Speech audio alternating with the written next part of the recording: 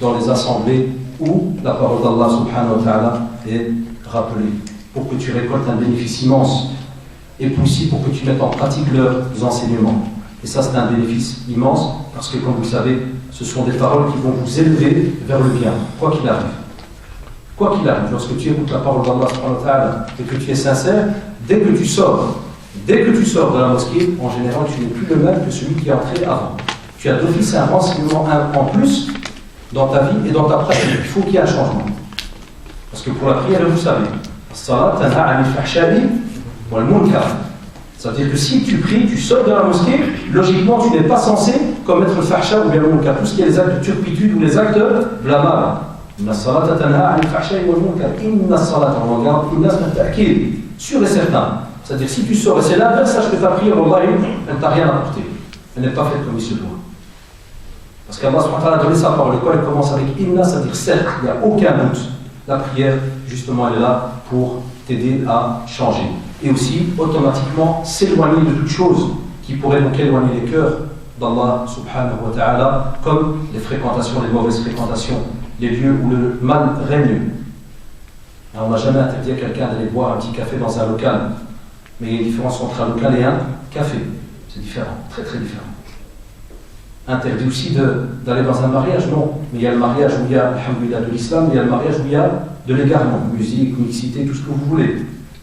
Et on a comme ça plein d'exemples. Toujours choisir les meilleurs endroits. Parce que vous savez qu'il y a la mort qui vous prend, elle est devant vous.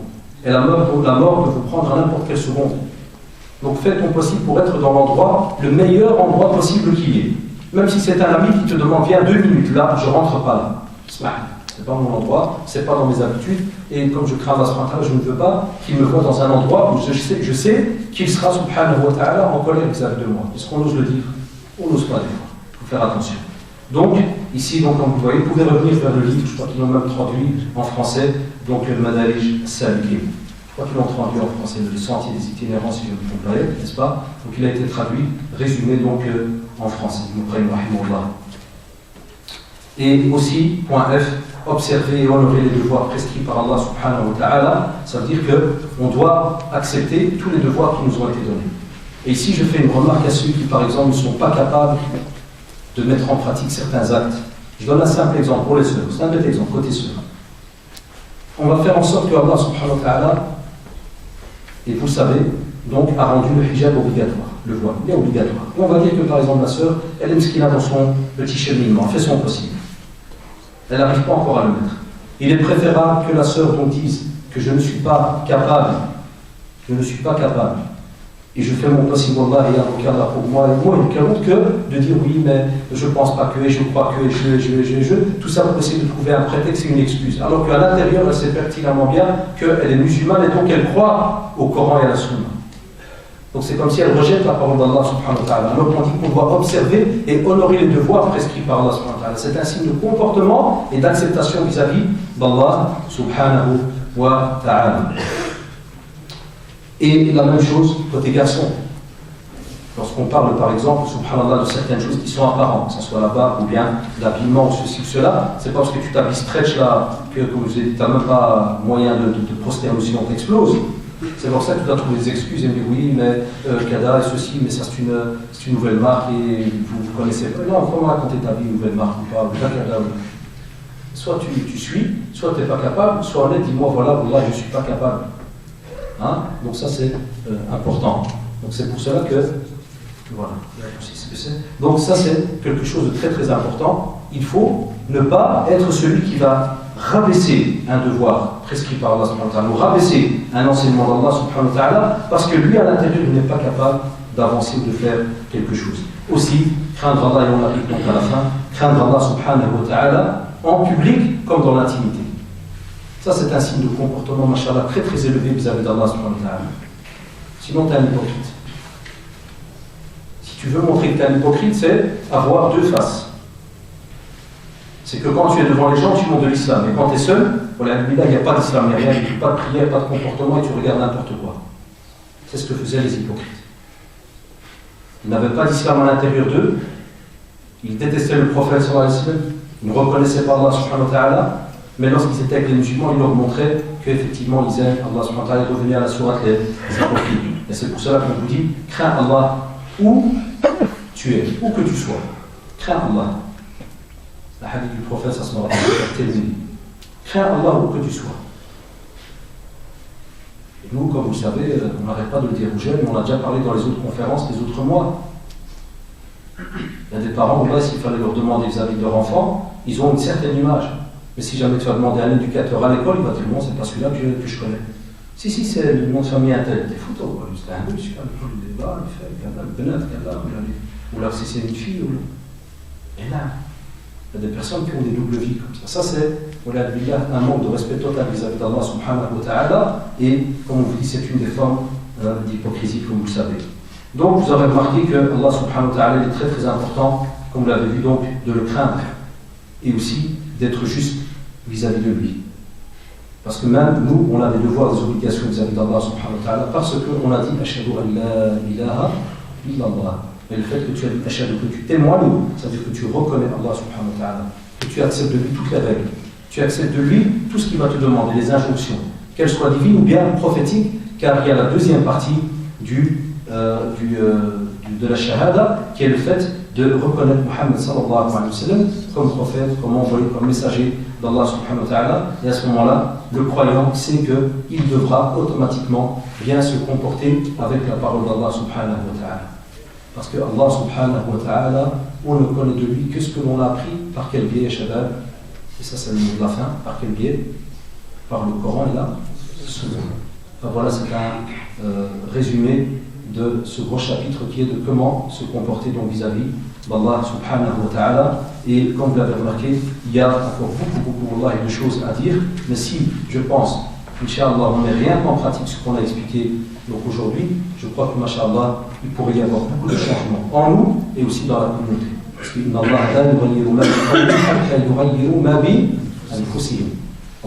ne va pas changer l'état d'une communauté si d'abord il n'y a pas un changement à l'intérieur, dans leur âme, dans leur corps. Il n'y a rien. S'il n'y a pas, seulement si ce changement à l'intérieur. C'est important. Et c'est pour cela que vous comprenez aisément pourquoi la communauté est décimée ces derniers temps, parce que même son adoration vis-à-vis d'Allah subhanahu wa ta'ala, elle n'est pas faite comme il se doit. Et ça c'est un point très très important. Wallahu ta'ala a'lam. Et Inch'Allah, donc on va passer donc aux questions. Tu m'as dit ça c'est le côté des... Ça je me rappelle comme ça, je sais, ça c'est... Donc un côté frère, un côté sœur, donc on prendra chaque fois l'une après l'autre.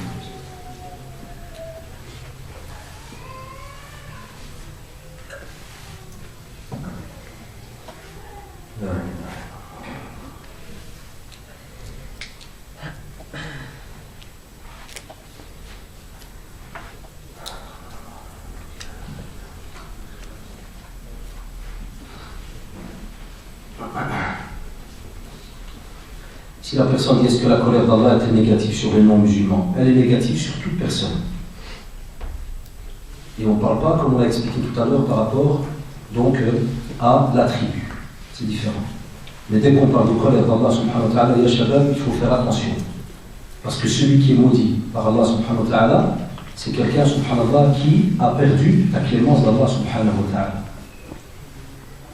Vous savez, lorsqu'on parle de quelqu'un qui est maudit par Allah subhanahu wa ta'ala, ça veut dire que c'est quelqu'un qui est matroud min rahmatillah.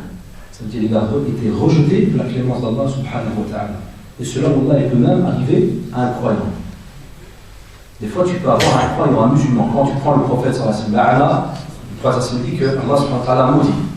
La'ana Allah, al-namisa wal-mutanamisa, wal-wasila wal-mustawsila, wal-washima wal-mustawshima. Ça veut dire que Allah subhanahu wa ta'ala a maudit. Et la malédiction d'Allah subhanahu wa ta'ala est une colère. Et c'est très très grave. C'est un rejet de rahmat d'Allah subhanahu wa ta'ala. Tu es banni à ce moment-là. Celle qui, par exemple, donc, va se faire enlever les sourcils, toucher aux sourcils, et celle qui le fait. La ziyana, par exemple, c'est un exemple. Ou bien celle qui fait celui ou celle donc, qui fait le tatouage, et celui qui le fait. Et ceux qui rajoutent les cheveux. Vous savez, par exemple, pour les mariages, la sœur, elle a déjà des cheveux, puis ils rajoutent des cheveux qui collent avec des trucs plastiques et autres. Les sœurs savent de quoi on parle. Eh bien, regardez, ce hadith, il parle justement donc de la'na, ça veut dire qu'on est rejeté, il y a une malédiction d'Allah subhanahu wa ta'ala, il maudit. Et lorsqu'Allah subhanahu wa ta'ala maudit un être, il est en colère vis-à-vis de lui. Et on parle du mot ghadab aussi, colère, au sens propre du terme dans le Coran et la Sunna. Donc il faut faire attention par rapport à cela, parce que ça touche les deux, pas seulement le même musulman, les deux. Si une sœur dit, est-ce haram d'avorter d'un enfant dont on est sûr qu'il est handicapé? Non, on n'avorte pas. Sauf, comme on dit les savants, c'est des fatwas au cas par cas. J'ai bien dit, vous m'avez écouté, c'est au cas par cas. Si jamais dès les premières semaines, il y a une échographie et on voit que, subhanallah, il y a quelque chose de catastrophique. Il y a eu des cas, même chez nos centres, où il y a eu des fatwas qu'on a dû, dans la semaine, téléphoner à l'extérieur pour avoir des fatwas d'urgence, parce qu'il faut obligatoirement un protocole, il faut un rapport du médecin, de la gynécologue, il faut des preuves. Mais on revient de nouveau à la aqidah d'Adena. Notre foi, on n'accepte pas seulement le bébé parce qu'il est beau. On accepte ce que Allah subhanahu wa ta'ala nous a donné. Qu'ils soient handicapés ou pas. Et pour la patience, pour l'acceptation du destin, et pour tout le temps que vous donnerez à cet enfant, vous êtes récompensé. Une fois, j'ai dit à une sœur qui m'a, au téléphone, m'a dit oui, mais là, ceci, cela, je dis, chère sœur, oui, en tout cas, des discussions vous êtes en train de faire. Je dis, imaginez-vous maintenant, vous, qui êtes vivante, si vous apprenez un jour que parce qu'une gynécologue s'est trompée, elle a cru que vous étiez handicapé, que vos parents ont réfléchi pendant 10 heures pour savoir s'ils allaient vous éjecter ou pas. Est-ce que vous aurez aimé l'apprendre après 20 ans? Vous n'aurez pas aimé. Et subhanallah. Donc ils ont fait pile ou face pour m'avoir. Ça passe ou ça casse. Personne n'aimerait entendre cela. Même dans le mariage, que quelqu'un après 10 ans, mari dit, tu sais quoi, moi je te aurais parce que j'ai eu pitié en vérité de ta face. Une pitié. Tu dis, tu sais quoi, merde, tu vas aimer ça. Jamais la personne Allah va rester avec toi. C'est blessant. Que penser vis-à-vis d'Allah subhanahu wa ta'ala? Parce que c'est lui subhanahu wa ta'ala qui a décidé que tu auras cet enfant de telle manière. Et les savants, ils ont dit alors à ce moment-là, s'il y a vraiment quelque chose de grave, c'est eux alors qui décident. C'est pas moi, les petits prédicateurs ou ça c'est au niveau des savants, des hommes de science connus, que ce soit en Belgique ou à l'étranger. Donc là, quand il y a un cas, il faut téléphoner, bien expliquer donc les choses. Après, il y a une question, mais je verrai pour la fin, parce qu'elle est un peu longue à expliquer. Voilà, Allah est certes maître de notre destin, cela veut dire que nous sommes destinés à l'enfer ou au paradis, de même vu qu'il connaît le futur. Y a-t-il une réponse dans le Coran expliquant pourquoi nous sommes alors là, alors qu'il connaît notre sort? Là, parce que Allah subhanahu wa ta'ala, on l'a dit, il a décidé, c'était le verset que j'ai employé dès qu'on a commencé. Wa ma umiru, tout ce qu'on t'a demandé de faire, c'est de l'adorer subhanahu wa ta'ala. Dans tous les moyens. C'est ce qu'on t'a demandé. Ton travail à toi sur terre, ce n'est pas te demander de te poser des questions, qu'est-ce qu'il y aura demain, mais tu prépares le demain. Et la preuve que tu ne sais pas ce qu'il y a demain, tu ne pourras le savoir que lorsque tu seras dans le demain. C'est ça. C'est ça le système du destin. Mais Shaitan Allah, et cette question, Wallah, elle revient dans plein de conférences. Il se joue là-dessus. Alors pourquoi on est sur terre? Et moi je te dirais, pourquoi tu te poses cette question? Shurluk. Donc là vous allez voir, vous allez être étonné. La personne va me dire, mais j'ai le droit de poser des questions. Ah, machallah, donc tu as un cerveau qui réfléchit. Tu es musulman? Oui. Tu suis quel livre? Tintin? Tu suis quoi? Ah non, mais la réponse elle est simple. Là, je suis le Coran. Reviens dans le Coran. Il te dit, c'est lui qui a mafatih al-ghaib. Les trucs de l'inconnu du monde invisible, celui qui l'a, subhanahu wa ta'ala. Est-ce qu'il t'a demandé toi d'aller chercher quelque chose que tu ne connais pas? Là. Mais tu connais, écoutez-moi bien, tu connais certains moyens qui vont faire en sorte que tu vas être, entre guillemets, de ceux qui pourront, Inch'Allah, aller vers le paradis ou bien vers l'enfer. Et même comme ça, tu ne peux pas. Il a été demandé au prophète, même pas avec les actions que tu fais, ya Rasulallah, il dit même pas avec les actions que je fais. C'est par la clémence d'Allah, subhanahu wa ta'ala. Mais toi, tu sais que dans les textes, on te dit voilà, ou bien dans notre hadith, on va te dire par exemple que Mu'adh ibn Jabal va recevoir la remarque du prophète, parce qu'il va dire attention, alhamdulillah, est-ce que tu sais, il va lui-même dire takilat ya ummuka ya Mu'adh, quand il va être étonné, c'est-à-dire ta mère t'a perdu ya Mu'adh. Quand il va être étonné d'entendre que certains vont être jetés à la manakhirihim, en enfer, à cause de leur langue, de ce que la langue dit. Donc toi, quand tu dis cela, tu viens de recevoir une leçon qui ne va pas te faire prendre le chemin qui va vers l'enfer, qui est de retirer ta langue. Voilà ton destin, quand tu avances et tu l'acceptes. Mais tu bouges. Inna alladhina amanu, stop. Non, qu'est-ce qu'il y a? Toujours wa amilu salihat. Les actions pieuses. Et pendant que tu avances, Allah subhanahu wa ta'ala, c'est son vouloir. Et on ne peut questionner Allah subhanahu wa ta'ala sur son vouloir. Lui, s'il décide demain de mettre sur ton chemin un examen, qu'il soit positif ou négatif, tu l'acceptes positivement. C'est pour ça que le prophète m'a dit Ajaban li amri mu'min. Ajaban, incroyable état du musulman. Qu'il soit touché par un bien, chacun, il remercie. S'il est touché par un mal, il remercie. Et tu n'as cela que pour le croyant. Voilà. Et arrêtez de vous faire avoir par Shaitan à Allah. Oui, s'il connaît le futur, à quoi ça sert? Une fois, je dis à un jeune, je dis viens, pour vendredi, j'ai la même question, là, hier, à une conférence. J'ai dit au jeune, viens, tape-toi le mur, tape-toi la tête contre le mur. Il m'a dit non. J'ai dit pourquoi c'est le destin? Il m'a dit mais non, c'est pas le destin. J'ai dit allez, je te l'ai dit. Je sais quand même que c'est pas bien. Je dis mais fais-le, ça sera le destin. Puis il regarde. Ah, là je suis content, c'est-à-dire le cerveau a dit là parce qu'il a bugué pendant 10 minutes. Maintenant ça veut dire qu'il a débarqué. Sur le chemin qu'il ferait pour les plus, il y a des problèmes, vous savez, des bimètres. C'est bien, c'est les petits exemples sur Terre. C'est-à-dire que tu veux accélérer, il ne veut pas. Tu t'arrêtes, tu laisses le moteur 2 secondes, tu redémarres, machallah, s'il fait le débitmètre, parce qu'il se relâche. Il y a des gens comme ça, ils fonctionnent comme des débitmètres. De temps en temps, ça bloque. Ils veulent. Et puis quand tu dis, vas-y, tape-toi là, c'est le destin. Est-ce que c'est moi qui le connais? Non. Tape-toi la tête avant. Ah là, t'es intelligent, subhanallah, t'es au courant que si tu tapes la tête, tu vas te faire mal. Mais c'est la même chose pour le paradis et l'enfer. Si tu touches à ça, tu vas aller à tel endroit. Si tu ne touches pas, tu vas aller à tel endroit. C'est ça. Et c'est pour ça, subhanallah, Omar ibn Khattab, vous connaissez l'histoire, je crois que je l'ai déjà raconté ici, en résumé, de celui qui avait volé.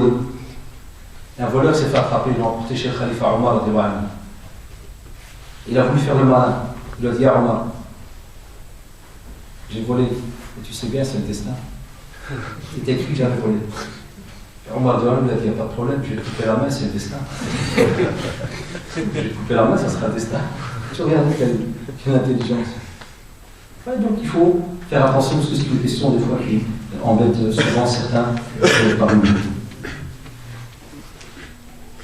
Comment faire lorsque sa propre mère ne veut pas entrer dans l'islam, ou au moins ne veut pas le pratiquer? Une convertie depuis 5 ans de père et mère maghrébin. C'est incroyable ça. C'est une phrase qui m'est incroyable.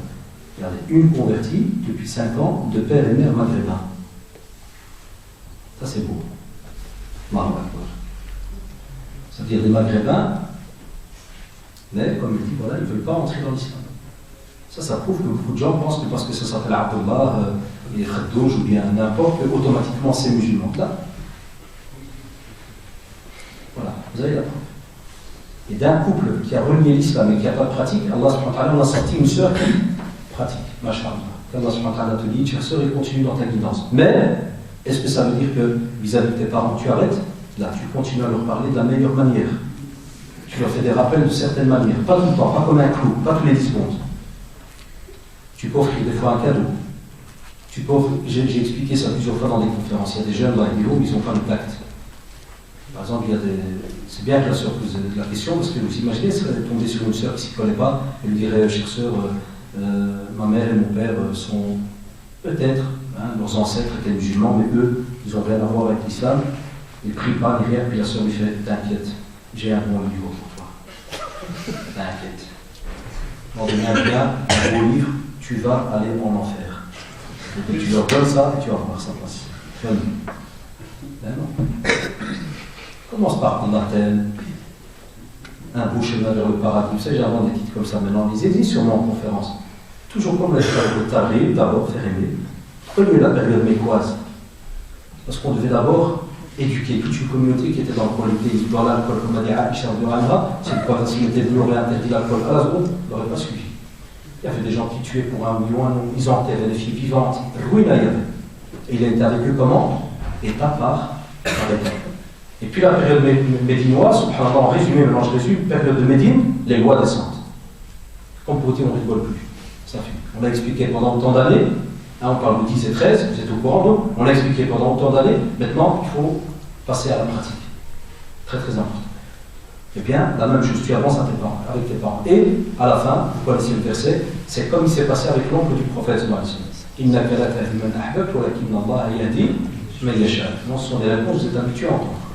Allah subhanahu wa ta'ala dit Innaka, ça veut dire sûr et certain, certes, tu ne vas pas guider celui que tu aimes. Innaka la tahdi man ahbabta. Mais Allah subhanahu wa ta'ala dit celui qui veut la guidance. Donc, chers sœurs, continue avec eux à parler petit à petit, même si tu vois qu'ils ne veulent pas, tu arrêtes un peu, des fois les petits cadeaux, tu continues, ce sont tes parents et ça reste tes parents, comme pour les convertis qui ont des parents non musulmans. Vous continuez avec eux, comme, et on a la plus belle des histoires, c'est Ibrahim alayhi salam avec son père. Et vous continuez dans une certaine éducation vis-à-vis d'eux. Comment ne pas désespérer de la miséricorde d'Allah subhanahu wa ta'ala? Ben déjà, Allah subhanahu wa ta'ala dans le Coran, il le dit. Ya ibadiy alladhina asrafu ala anfusihim la taqnatu min rahmatillah. Zid inna Allah yaghfiru dhunuba jami'an. C'est parce qu'on ne lit pas le Coran, les chabab. Vous voyez, il y a des questions ici, la réponse est dans le Coran. Il appelle ceux qui des fois se tairent, subhanallah, sentent qu'il y a des choses, ceci, cela, puis à ce moment, il y a, vous savez, ils sentent comme intérieurement que c'est tout. Ils croient qu'il n'y aura plus de clémence d'Allah, subhanahu wa ta'ala, et ils désespèrent. Et Allah, ça touche ce verset, il touche Allah, et comme ça, la question, comme elle est écrite ici. Et Allah, subhanahu wa ta'ala, les interpelle encore. La taqnatu min rahmatillah. La clémence d'Allah, Allah, elle est immense. Elle est illimitée, Shabbat. Et c'est pour ça qu'on vous dit, revenez vers Allah, subhanahu wa ta'ala. Toubu ila Allahi tawbatan nasuha. Et il interpelle juste avant qui? Les croyants. Il appelle les croyants. Comme pour leur dire, voilà, vous avez cru, vous dites que vous êtes croyants. Eh bien, repentez-vous, revenez vers Allah subhanahu wa ta'ala. Et le reste, je vous l'ai expliqué tout à l'heure, dans les 10 actions qu'a demandé Ibn Qayyim rahimahullah, qui sont reprises dans le Coran et la Sunna. Comme on a dit, la lecture du Coran, le dit, se rappeler Allah subhanahu wa ta'ala, être dans des endroits qui sont pieux, réfléchir par rapport aux attributs d'Allah subhanahu wa ta'ala, et ainsi de suite, les Shabbat.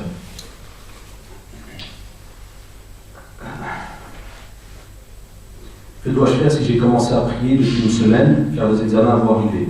Mais je compte continuer à prier après. Est-ce grave? Ah, c'est bien, ça réveille certains. Anna, continue. J'ai foi un repentir sincère de la prière, ne la touchez pas. Et on est content quand il y a, alhamdoulilah, comme ça, un rappel. Wallah, ça c'est notre fierté quand on se tape des kilomètres et qu'après, on a quelqu'un qui, alhamdoulilah, nous dit, voilà. J'ai compris là dans votre petit discours que c'est vrai, j'ai un peu fait n'importe quoi. Je ne priais pas, puis maintenant que les examens sont arrivés, voilà, vous avez raison, j'ai repris la prière, mais, Inch'Allah, voilà. Je compte, Inch'Allah, arrêter ce genre d'erreur. Et je vais continuer ma prière. Ça, c'est une fierté. C'est une fierté que ce soit pour les prédicateurs, pour les imams, pour les parents, pour toute personne qui fait la da'wah. Ça, c'est notre fierté, c'est là. C'est quand quelqu'un ouvre les yeux après un passe. Ça, c'est notre bénéfice ultime. Rien ne peut donner un bénéfice plus grand que celui-là. Le retour d'un serviteur d'Allah subhanahu wa ta'ala vers la droiture. Donc je te dirais, Allah, retourne et reste dans la prière et fais ton possible pour faire des actes pieux. Parce qu'il y a une divergence chez le témoin, il diverge sur le fait que, par exemple, si tu as prié une période, puis tu arrêtes et puis tu pries, est-ce qu'on récupère les anciennes prières? Il dit jamais tu pourras les récupérer ta vie. C'est pour ça qu'il te dit, fais des actes pieux. Si le jeune est parmi nous, qu'il fasse des actes pieux. Même si tu fais des aumônes pour la mosquée, pour les pauvres, même si tu donnes chaque mois, d'après ce que tu as comme moyen, 5 €, 10 €, donne pour expier donc tes péchés passés et ne retouche plus jamais à ta prière. Plus jamais. Ça c'est important.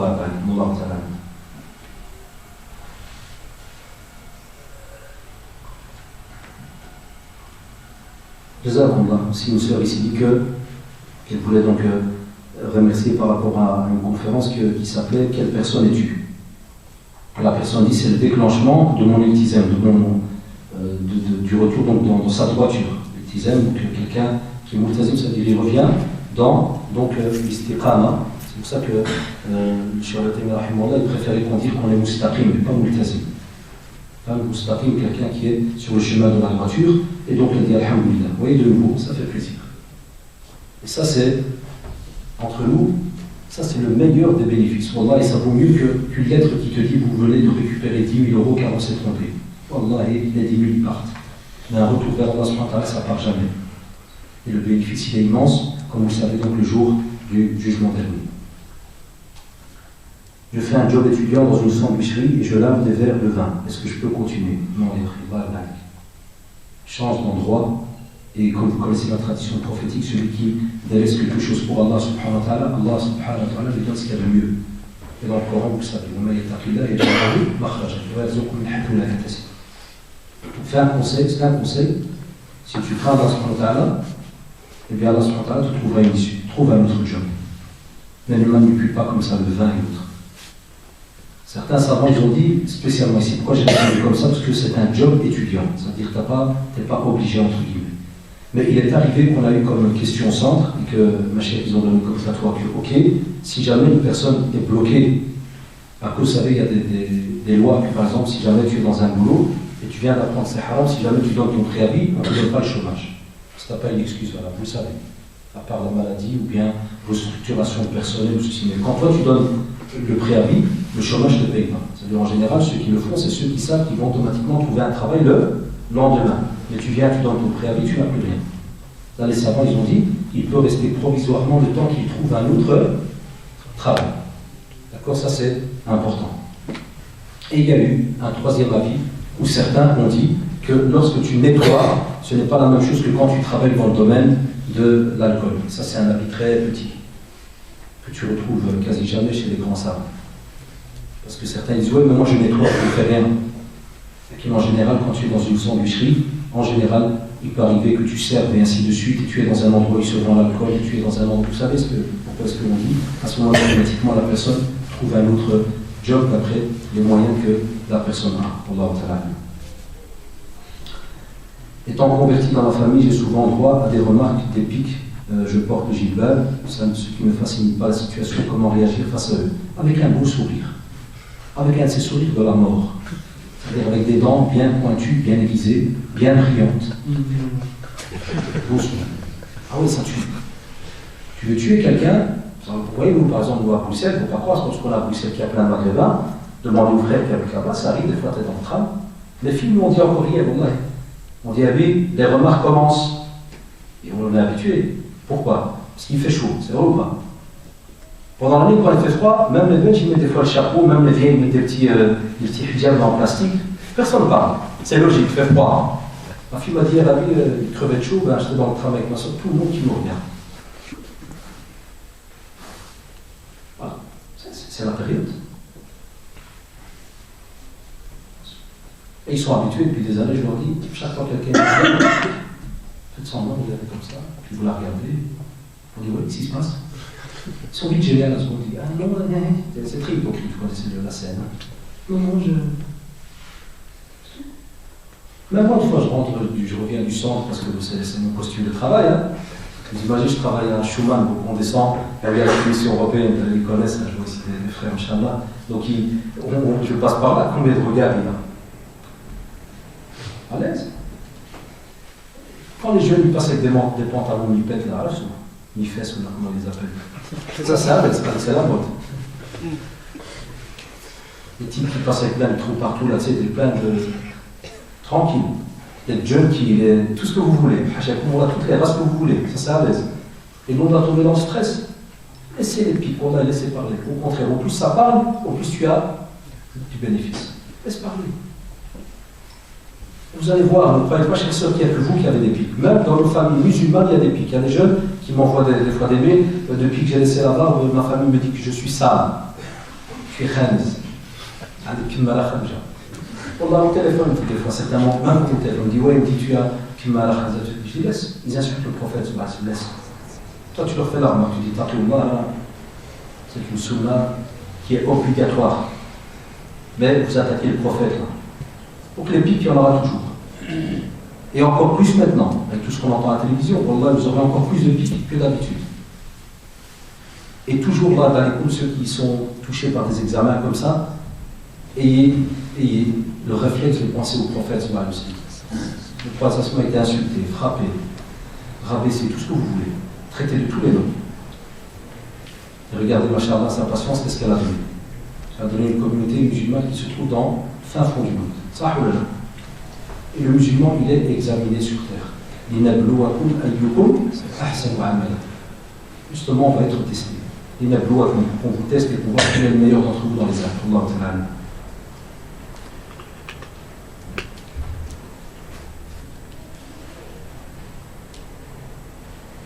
Ça, je dois voir après parce que je n'ai pas compris le mot dans la question. Ça, on va laisser pour la fin, comme ça je vais essayer de la relire. Si quelqu'un sait que ça vient de lui, me dira quoi. Je suis musulmane depuis un mois, je suis handicapé, un mandataire s'occupe de ma gestion financière, il ne veut pas donner les intérêts et les 2,5%, c'est-à-dire la zakat, que dois-je faire alors que ça fait partie des piliers? Eh bien, vous devez voir, si jamais ce mandataire, ça c'est normal quand c'est une sœur convertie qui demande, ça veut dire qu'automatiquement il arrive que ce mandataire, c'est pour ça qu'il faut donner plus de détails. Si ce mandataire est non musulman, vous le principal, vis-à-vis d'Allah subhanahu wa ta'ala, vous le dites. Vous dites cela au mandataire. Deuxièmement, vous êtes en droit de voir avec votre avocat par exemple. Il y a des cas où, lorsque la personne qui est handicapée, ça dépend de l'handicap. C'est pour ça que je dis que c'est un sujet où il y a moyen de donner plein de réponses. Il y a des personnes, par exemple, qui sont handicapées mentales, mais ici, je ne sais pas si c'est la personne elle-même qui a écrit ou elle a fait écrire cela, puisqu'apparemment, si c'est elle, elle a bien écrit, c'est bien écrit, belle écriture et autres, ça veut dire que ce n'est pas spécialement un handicap vraiment tel que la personne n'est pas capable de. Mais il se pourrait qu'elle a dicté des choses, et que c'est une autre personne qui a écrit, donc il faut voir l'handicap, comment il est. Pourquoi? Parce que quelqu'un peut avoir un handicap qui fait qu'il y a un mandataire, mais cela ne vous interdit pas de contacter votre avocat, de lui dire voilà, moi je suis musulmane, et c'est bien que la sœur ouvre un dossier de conversion, par exemple, le FUSC au centre, avec une attestation, par exemple, de la mosquée, je ne sais pas, moi si elle est de Liège, la mosquée ici, qui donne une attestation ou autre, et à ce moment-là, pour les femmes, quoi qu'il arrive, elle fait une attestation de conversion, qu'elle va acter ça chez le notaire, comme ça, si jamais elle doit passer chez un avocat, elle peut montrer, voilà, je suis musulmane, et dans notre religion, on donne 2,5%. Et là, à ce moment-là, il peut y avoir un jugement qui fait que chaque année, si jamais c'est refusé, on va vous dire, est-ce que vous avez le droit d'avoir de l'argent de poche? Vous allez me dire oui. Parce qu'en général, quand il y a un mandataire, ça veut dire qu'il vous donne de l'argent, mais au compte goutte. Vous voyez, ça dépend de votre dossier. Normalement, il y a des fois des cas où quand il y a un mandataire, vous avez le droit d'avoir de l'argent au compte goutte. À ce moment-là, on va vous dire, c'est toi qui sais combien tu as à sortir de zakat. Les intérêts, il faut les sortir, il faut les donner à n'importe qui. Mais ça, toi, le principal, toi, tu connais ton compte, tu le dis à cette personne mandatée. Tu lui dis, voilà, moi je te préviens devant Dieu, même s'il est non musulman, il faut lui dire les termes clairs, je te préviens devant Dieu qu'il y a sur mon compte, par exemple, 20 € cette année qui se sont accumulés d'intérêts, il faut les donner. Il ne veut pas, toi tu es, alhamdoulilah, clean auprès d'Allah subhanahu wa ta'ala. Et tu lui dis, voilà, il ne veut pas donner pour la zakat, chaque fois que tu reçois de l'argent de poche, économise. Jusqu'à ce que tu aies une certaine somme que tu peux donner à chaque fois. Et taqillah masnata'ati waqti. Crains Allah d'après tes possibilités. Puisque Allah subhanahu wa ta'ala connaît ton cas et voit que tu fais ton possible, donc c'est celui qui n'a pas accepté que tu donnes cette zakat, c'est lui qui sera questionné le jour du jugement dernier et non toi, puisque tu fais ton possible et tu demandes. Allah ta'ala.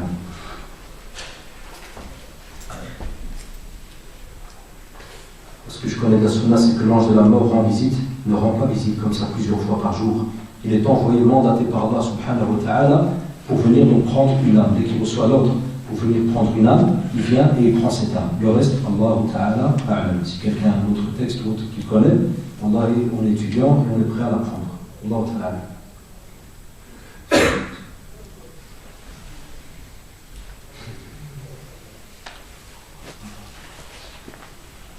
Lorsque quelqu'un fait la umrah, et quel comportement dans la tombe du prophète, on le salue.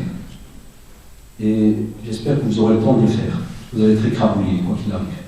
Il y a tellement de monde, que sinon tu arrives, il y a la tombe du prophète, il y a Abu Bakr, il y a Omar ibn Khattab, c'est les trois tombes, et tu les salues. Et vous avez donc, alhamdoulilah, dans la citadelle du musulman, on vous explique les salutations à faire, parce que c'est bien, il y a la visite donc, de la tombe du prophète, comme il y a aussi le Baqi', là où il y a les autres compagnons, et il y a aussi là où sont enterrés Hamza, donc la Uhud, donc on le salue. Et puis à ce moment-là, vous allez voir, ils vont, l'armée, la police qui est là, plus la police de Da'wa qui est là, ils vont vous pousser directement. Donc ça ne prendra que quelques secondes. Mais il n'y a pas, entre guillemets, donc autre chose, comme on voit certains qui font des innovations, ils veulent absolument toucher la grille, ou se frotter, ou ceci ou cela. Il n'y a rien donc de tout cela. Et il y aura donc l'intercession du prophète sallallahu alayhi wa sallam le jour du jugement dernier. Donc ça c'est dans notre foi. Il y aura shafa'a. Puisque les communautés donc, vont tellement attendre qu'à ce moment ils vont essayer de passer de prophète en prophète. Et les prophètes, vont chaque fois renvoyer à l'autre, jusqu'à arriver donc au prophète Mohammed sallallahu alayhi wa sallam qui va aller donc vers le trône d'Allah subhanahu wa ta'ala, il va se prosterner, il va attendre jusqu'à ce qu'il va recevoir la permission. Ishfa', puis il va recevoir la permission pour l'intercession. Et il va intercéder pour toute une partie de la communauté. Donc ça, Alhamdulillah, c'est dans notre aqidah, Allah ta'ala. Comment se comporter lorsqu'on a des parents divorcés et que l'un des parents nous met contre l'autre, que faire? On ne peut pas jouer ce jeu-là. Si ta mère divorce, ton père divorce, ta mère reste ta mère, ton père reste ton père. Les histoires des adultes, ça reste entre les adultes. Et les parents ne peuvent pas interdire à leurs enfants de ne pas parler au père ou bien à la mère, parce qu'ils restent tes parents. Donc tu restes poli avec tes parents, tranquille, donc il ne faut pas répondre à ta mère ou quoi que ce soit. Et si elle te raconte quelque chose, tu dis Smahli al-Walida, excuse-moi mère, mais je préfère ne pas entendre parce que voilà. Et c'est bien comme j'ai dit aussi, de mettre des fois une petite conférence ou qui parle sur la médisance ou sur certaines choses qui parlent par rapport aux conflits conjugaux et ainsi de suite. Mais que les jeunes n'entrent pas dans les problèmes donc, des parents, c'est pas bon. Si j'ai volé de l'argent à quelqu'un et je suis trop gêné de lui dire, j'ai peur, j'ai pas pour lui vendre, pour lui rendre. Ou le donner, est-ce que je. Il dit, et j'ai pas pour lui rendre. Ou le donner à la mosquée, et si je ne connais pas la somme exacte, qu'est-ce que je dois faire? Bon, comme la question est un peu bizarre au début, je vais vous expliquer la règle générale par rapport à cette histoire. Si tu as volé de l'argent à quelqu'un, on va dire avant, je ne sais pas, tu avais 16 ans, 17 ans, après un jour dans le quartier, tu as Kaboul, tu as couru, tu as piqué le sac de la vieille. Tu cours, tu as fait. Arrivé à 21 ans, machallah, repentir, tu ouvres les yeux. Premier problème, la vieille est toujours vivante, purée. Je suis là. Alhamdulillah, elle est dans ta tête. Deuxième problème, combien je lui ai piqué? Les savants te disent si jamais, à la base tu vas, tu demandes pardon. Et tu remets la somme, ça c'est la base. Ça c'est la règle.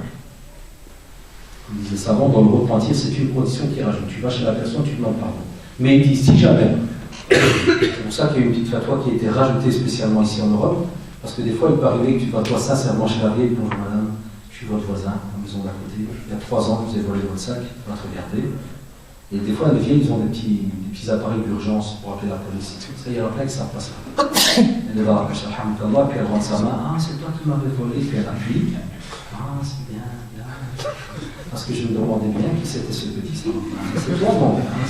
10 secondes après, t'as pris ça avec la police. Ah, je suis là. Le type s'est repenti à 3 ans, il doit se taper 5 ans de prison, plus 2 ans d'agression, plus sa face, plus Kada, plus, se retrouve avec le Louina. Je n'aurais jamais imaginé de ça. À ce moment-là, certains services, quand il peut y avoir ce cas-là, ils te disent, qu'est-ce que tu fais? Tu dois essayer de voir approximativement la somme, quitte à rajouter un peu. Tu la mets dans une enveloppe, tu demandes pardon, tu dis voilà, je vous ai volé cette somme, je m'en excuse d'avance, et tu la mets dans la boîte aux lettres de la personne. Ça c'est, tu sais, qu'il va y avoir la faute des représailles graves.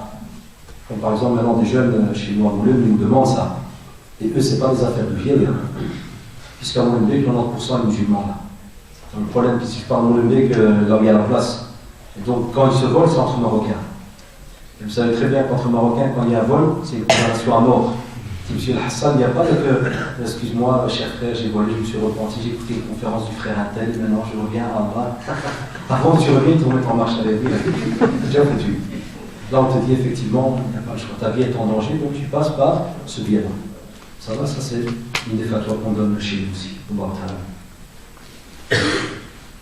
Il y a des fois, je lis le Coran dans le train, me dit qu'il y a des musulmans qui arrivent, je le ferme, par peur de tomber dans l'hier d'ostentation. Et je te dis, non, jamais.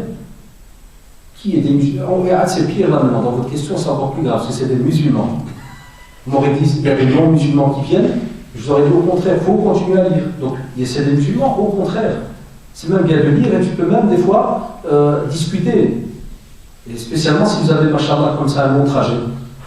Hein? S'il y a par exemple un frère, il lit le Coran, puis un autre frère qui rentre, il s'assied en face de lui, c'est bien, machallah, de salam alaikum, comment tu vas, bkhir, tada, puis tu dis chose pour moi, je suis en train de lire telle sourate, et hop, ça fait une petite heure de discussion. Spécialement si vous travaillez à Bruxelles, par exemple. Tu as plus d'1 heure de train. Mais pas une sœur qui dit, puis un frère qui rentre, il s'assied, puis ça, Michael, chère sœur, machallah, on va partageons cette parole, c'est doux, c'est réel. Ça m'a compris. Là, tu as raison, chère sœur. Tu fermes le Coran et tu changes de place. Ça ne fait plus la lecture du Coran, c'est la chasse qui commence. Et là, vous savez, ça peut se terminer avec de gros dégâts. Ah non, la tarot c'est bien, mais il y a des limites. Dans certaines choses. Ça ou la chaleur.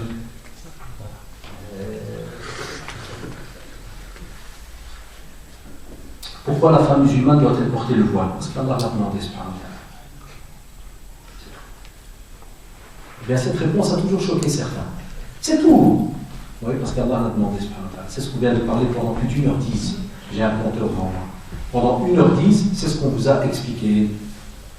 Voilà pourquoi on doit le porter, parce que justement, tu as un comportement vis-à-vis d'Allah subhanahu wa ta'ala qui s'appelle l'acceptation. Il t'a envoyé un Coran, il t'a dit un bien pour toi. C'est pour ta chasteté, ta pudeur, porte le Coran. Ici, il t'a expliqué. Mais tu aurais pu, pourquoi on ne le dit pas souvent? Et pourquoi Allah il a interdit le port? Alors, tu as plein de jeunes maghrébins qui lèvent la main. Parce qu'il y a un microbe. Mais jamais ils vont répondre directement. La première, vous devez apprendre ça. La première réponse, c'est quoi? Qu'est-ce qu'on a dit? C'est parce qu'Allah subhanahu wa ta'ala l'a demandé. Et moi, je reçois des écoles secondaires et supérieures, ils viennent. Et des fois, tu as un belge qui dit, monsieur, pourquoi le port chez vous est interdit? Tu as toujours le chronoto qui va lever la main. Oui, parce qu'il y a des microbes, monsieur, dedans. Regarde, mais si tu pouvais te taire. Et moi, ce que je fais, c'est comme ça. Moi, j'ai pas à faire. Celui-là qui fait le malin tombe dans le ravin. Qu'est-ce que je leur fais? Je dis, parce qu'il y a un microbe. Je dis, moi, je vais à la ferme. J'appelle l'infirmier, je dis, monsieur, je vous donne 50 €. Dès que Cochonnette, la trouille, la femme du cochon, va accoucher à notre bas, vous m'appelez. À la seconde. Pas qu'il m'appelle, je viens, j'attrape le petit cochon direct. Je le prends, je prends à la maison, un bon bain, je lui donne du cornflakes, on donne du lait, tout. Le matin, il s'assied avec nous, je lui mets même un petit cliché, c'est vraiment mieux qu'un chat. Et je lui fais, alors si je le prends en laboratoire, mais je leur dis, scrutez-le-moi de la tête jusqu'au pied, pas un microbe doit rester. On va dire que je m'appelle le Cheikh Khalifa Ben Kada, je suis un multimilliardaire. Je ne veux pas un microbe dans ce petit cochon. Est-ce qu'il devient halal? Il reste haram jusqu'à la fin des temps. Et les jeunes, Wallah, chaque fois que j'ai cet exercice avec eux, oui, parce qu'il y a un microbe, oui, parce qu'ils mangent des saletés. Je dis, est-ce qu'ils mangent des cornflakes? Il est halal? Tu vois, le jeune très mal. Ah oui, ça purée. Peut-être pas il m'a eu. Mais non, en vérité, c'est un ordre divin, point. Et chaque fois qu'il y a un ordre, il y a une hikmah ici. Même pour le corps, on t'explique, voilà, il y a un problème dans le domaine de l'impureté. Et des fois, il y a des choses, Allah, on n'a pas de réponse. C'est pas. C'est ça l'acceptation de notre foi.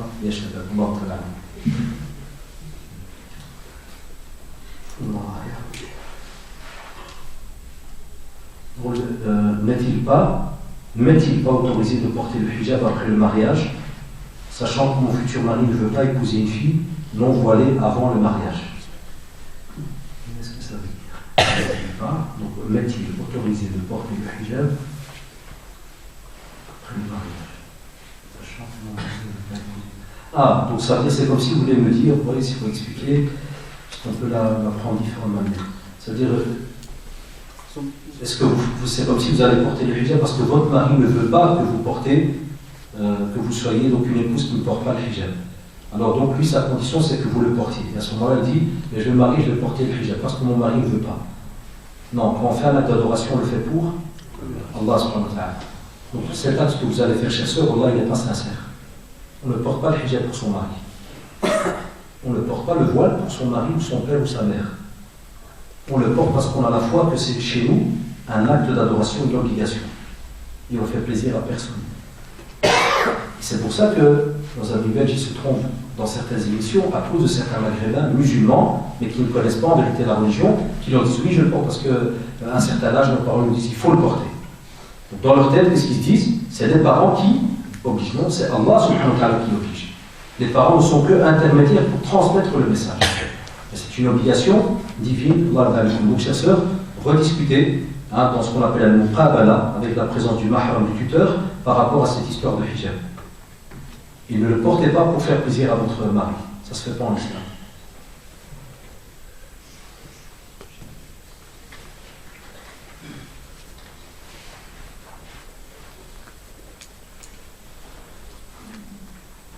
Nous qui sommes venus en Europe pour demander l'asile, on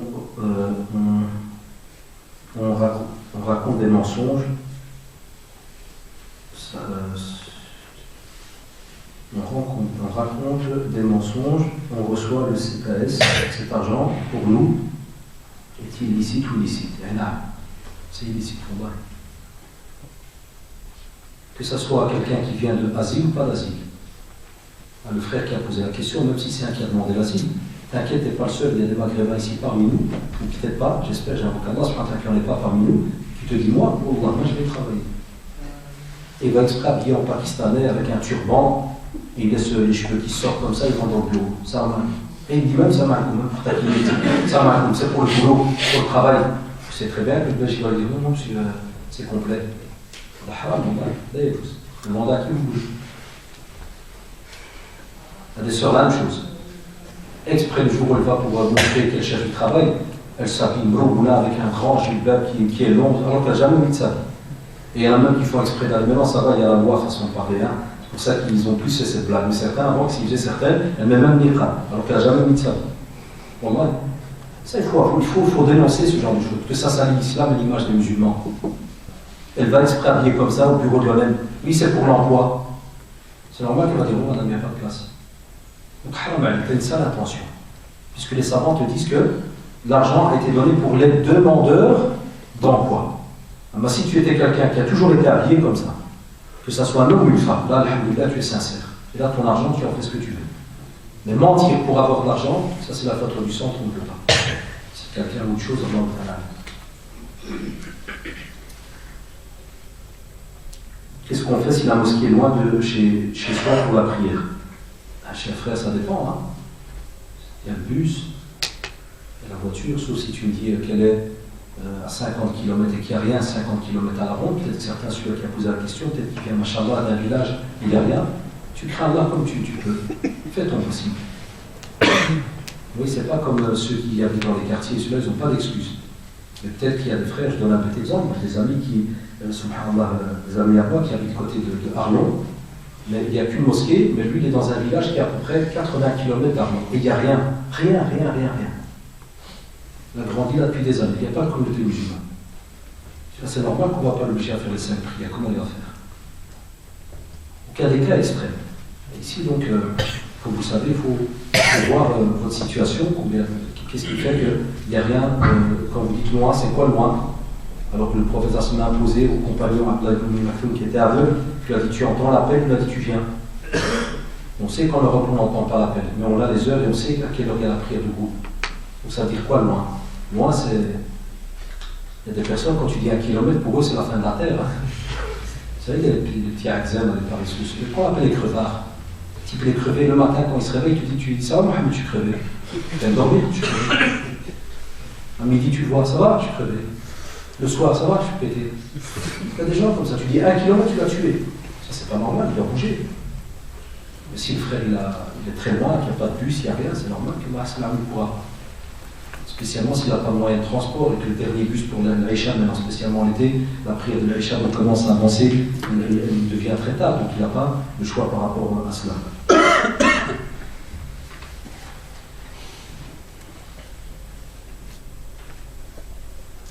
Si on est en conflit avec nos parents, même si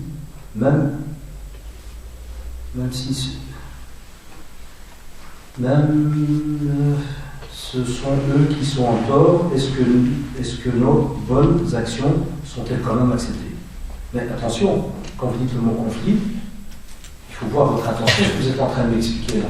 Est-ce que quand vous dites que vous êtes en conflit, il peut y avoir un conflit, mais est-ce que ça veut dire que vous leur remettez la même chose? Ça veut dire que vous disiez un mot, vous remettez un mot?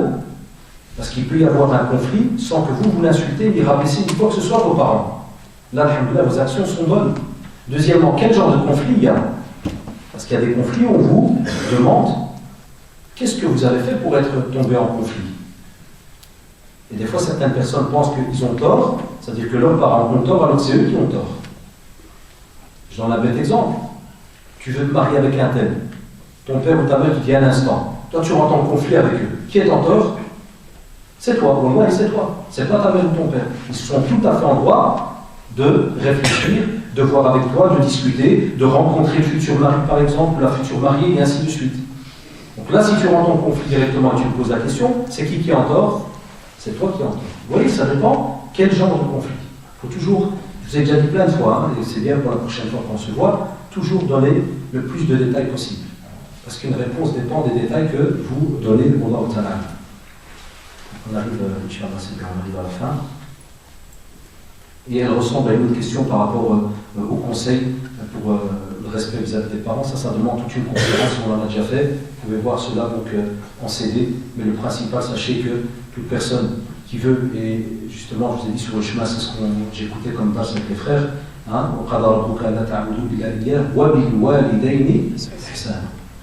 certains savants, ils ont dit, si jamais Allah a décrété dans la première partie du verset subhanahu wa ta'ala, il a décrété que tu l'adores que lui seul. Automatiquement, il a rajouté à l'adoration, sur l'adoration, il y a comme ça 3 versets au 4 minimum dans le Coran. Il a rajouté alors sur l'adoration le fait d'être bon vis-à-vis de ses parents. Il a dit si jamais tu ne l'es pas, ton adoration s'annule. Regardez, ça c'est les plus durs parmi les savants dans leur avis vis-à-vis de l'acceptation des actes si jamais le musulman ne respecte pas ses parents. Ouais. Ça c'est important de la valeur. Parfois j'ai une sœur à lui apprendre quelque chose, j'ai un sentiment de fierté. Si c'est mal, comment me débarrasser de ce sentiment? Toujours là, comme je vous ai dit tout à l'heure, des fois on peut être fier en islam. On peut être fier, subhanallah.